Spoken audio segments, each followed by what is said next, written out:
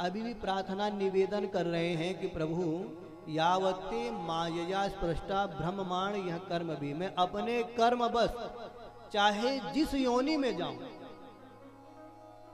ब्रह्मांड यह कर्म भी, कर्म बस चाहे जिस योनि में भ्रमण करूं मैं जाऊं, बस कृपा इतनी बनाए रखना प्रभु कि तावत भक्त प्रसंगानाम संगस्यानो भवे भवे, उस योनि में आपके भक्तों का, आपके संतों का सत्संग प्राप्त होता रहे। अरे भाई, भगवान सामने खड़े सीधे मोक्ष मांग लेते, पर जो सुख सत्संग में है ना, वो मोक्ष में नहीं है। मोक्ष होने के बाद क्या है? कुछ नहीं। परंतु सत्संग में है तो सत्संग, अगर सत्संग सुन रहे हैं, कथा सुन रहे हैं, तो जिस प्रकार का सत्संग होगा, ज्ञान का सत्संग होगा तो ज्ञान बढ़ेगा, वैराग्य क्या का वैराग्य बढ़ेगा, भक्ति की कथा होगी तो, और अगर भक्ति बढ़ेगी तो अश्रुपात होगा, अश्रुपात बढ़ेगा तो प्रेम बढ़ेगा, और प्रेम बढ़ेगा तो भगवान से अपने आप प्रेम हो जाएगा। इसलिए कहते हैं संगिष्यानो भवे भवे, उन जन्मों में कर्म बस चाहे जिस योनि में जाऊं, ये नहीं कि मनुष्य हूं तभी, मैं किसी भी योनि में हूं, पशु योनि में हूं, देव योनि में हूं, मनुष्य योनि में हूं, पक्षी योनि में हूं, 84 लाख में से किसी भी योनि में, पर प्रभु आपके भक्त जनों का, आपके संत जनों का सत्संग मुझे प्राप्त होता रहे। बोले ऐसी सत्संग की क्या महिमा है, थोड़ा तुलना कर लो। भाई, भगवान सामने खड़े हैं, यश कीर्ति वैभव मोक्ष नहीं मांग रहे हैं, सत्संग मांग रहे हैं, थोड़ी तुलना तो करो। सत्संग है क्या? सत्संग ही क्यों मांगा इन्होंने? ऐसी क्या विशेषता है सत्संग की? तुलयाम लवे नापि न स्वर्गम ना पुनर्भवम भगवत संगी संगस्य मर्त्यानाम किमुताशिषः। सत्संग की तुलना में कहते हैं तुलयाम लवे नापि न स्वर्गम न पुनर्भवम। अरे स्वर्ग की कौन कहे, मोक्ष भी सत्संग के आगे फेल है, कोई तुलना नहीं, मोक्ष की कोई तुलना नहीं। क्यों? भगवत संगी संगस्य मरता नाम की मुतासिना। पूज्यपाल गोस्वामी जी महाराज ने यहां तक कहा, तात स्वर्ग अपवर्ग सुख धैर्य तुला एक अंग तुलनता ही सकल मिली जो सुख लव सत्संग। जो सुख लव सत्संग, लव निमेष, लव निमेष सत्संग का जो सुख है ना, तात स्वर्ग अपवर्ग सुख धरी तुला एक अंग। तुला अर्थात तराजू, एक तराजू पे कहते हैं स्वर्ग का सुख रख दिया जाए, तात स्वर्ग अपवर्ग सुख धैर्य तुला एक अंग, एक पल्ले पे, अंग अर्थात एक पल्ले पे अगर रख दिया जाए, तुलनता ही सकल मिली, ये सबरे मिल करके भी, ये सबरे मिल करके भी तुलनता ही सकल मिला। एक निमिष का भी जो है इसकी तुलना नहीं कर सकती। स्वर्ग का जो सुख है, मोक्ष का जो सुख है, एक तराजू को रख दो, अब कहते हैं तुलनता ही सकल मिली जो सुख लव सत्संग। एक निमिष का जो सुख का आनंद है, फल है, लाभ है, उस स्वर्ग का और मोक्ष का भी सुख आपको नहीं दे सकता है। इसलिए भैया जितना हो सके जीवन में, जितना हो सके, एक घड़ी आधी घड़ी आधी में पुनिया। एक घड़ी आधी घड़ी आधी में पुनिया। तुलसी संगत साधु के, तुलसी संगत साधु की, तुलसी संगत साधु के, तुलसी संगत साधु के, हर कोट अपराध, हर कोट अपराध। एक घड़ी आधी घड़ी आधो में पुनियादो। एक घड़ी आधी घड़ी आधी में पुनिया, आधी में पुनिया।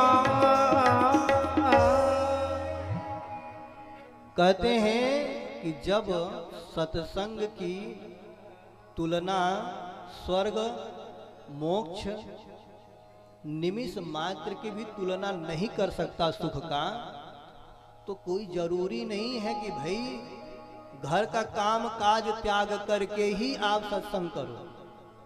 कहते हैं कि एक घड़ी आधी घड़ी आधो में मुनि आधो। एक घड़ी अर्थात 42 मिनट। आपके पास 42 मिनट सत्संग करने का समय नहीं है तो उसका आधा, उससे भी नहीं तो उसका आधा का तो उसका तो चौथाई, चौथाई पे आ जाओ। एक घड़ी आधी में पुनियाद तुलसी संगत साधु की हरई कोटि अपराध। अब वो अपराध जान का हो अनजान का हो, अगर आप सत्संग किए तो आपका सारा अपराध नष्ट हो जाएगा। बोल भक्त वत्सल भगवान की जय हो। प्रचेता गणों ने कहा महाराज जो हमने मांगा वो दो, देना है तो। बोले ये तो हम देवई करेंगे, पर हमें चाहते तुम पहले विवाह करो। ले, हम विरक्त की बात कर रहे हैं, तुम गिरस्त का आशीर्वाद दे रहे हो। बोले नहीं, तुमने इतना उत्तम तपस्या किया है, मुझे आपको मेरे दर्शन की प्राप्ति भई है। हम चाहते हैं कि आप 10 मिलकर के आप अपने जैसा एक सुयोग पुत्र की प्राप्ति करो, तदुपरांत मैं तुम्हें दोबारा दर्शन दूंगा, तुम्हें हमारी दोबारा प्राप्ति होगी। प्रचेतागणों ने कहा महाराज जिस झमेला में आप हमको डाल रहे हो, इस झमेला में बेचारे जितने गए आज तक निकल नहीं पाए। रही मन ब्याह व्याधि है, रहो तो सको बचाए। पावन बेड़ी परत है, ढोल बजाए बजाए। रहीमदास जी कहते हैं ब्याह क्या है? रहीमन ब्याह व्याधि है। व्याधि मतलब रोग बलाय।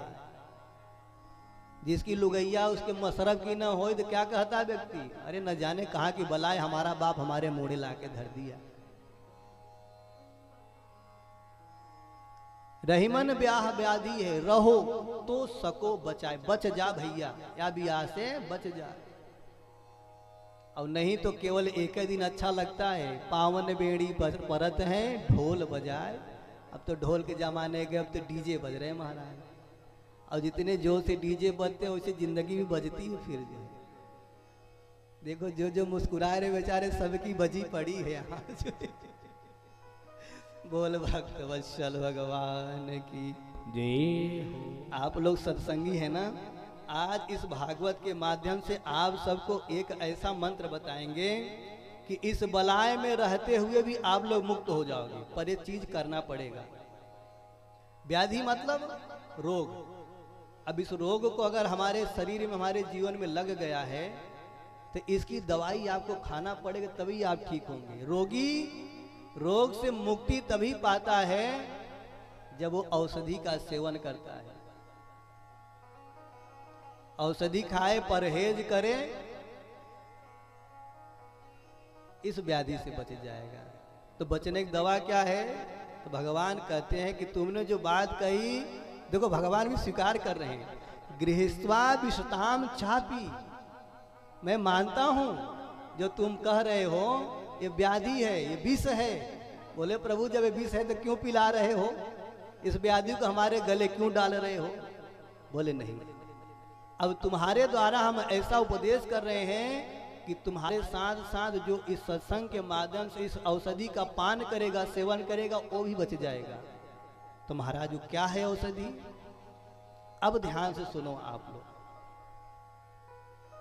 ये केवल पुरुषों के लिए नहीं है, अरे ब्याह दोनों का होता है भाई, एक दूसरे के ब्याह दोनों, इसलिए ये दवा दोनों के लिए है, आपको भी इनको भी। अब दवा क्या है? तो भगवान कहते हैं पुंसाम कुशल कर्मणा, पहले तो कुशल कर्म करें, जान में अनजान में यदि कोई अपराध हो जाए तो क्षमा याचना करके उसे क्या करे? मदवारतायातया माना न बंधाय गृहामता। पहले तो कुशल कर्मणा, कुशल कर्म करें, और जो भी सुबह से लेकर के शाम तक इस शरीर से अच्छे बुरे कर्म भये हैं, शाम को हो सके तो नहा ले, नहीं नहा पा रहा है तो कटी प्रदेश तक स्नान करके, जिसको आप लोग आधा स्नान या हाफ फ्राई जो भी बोलते हो, गुरुजनों से इसकी पद्धति पूछ लो कि आचमन कैसा होता है, आसन मंत्र क्या होता है, प्राणायाम, ये सब करके अब हाथ जोड़ करके भगवान, कुछ नहीं, कोई मंत्र नहीं पढ़ना, कोई मंत्रों का उच्चारण नहीं करना, बस आंख बंद करके हृदय में हाथ रख करके बोलो प्रभु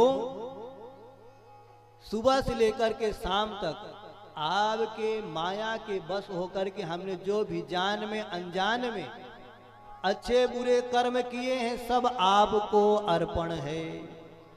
अब बताओ, जब हमने सब भगवान को अर्पण ही कर दिया तो अपराध कहां लगा हमें?